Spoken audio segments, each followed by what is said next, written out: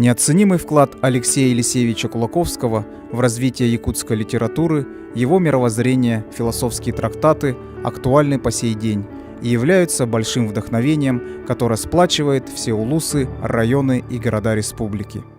Что такое красота? Это роза, цветущая только один день. Что такое молодость? Это благо, съедаемое временем. Что такое сила и здоровье? Это богатство, которое можно потерять в одну секунду, в одно мгновение.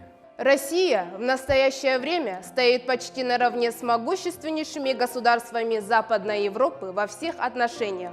И в военном, и в политическом, и в умственном. Это доказывается тем, что некоторые государства боятся России, некоторые ищут союза с ней.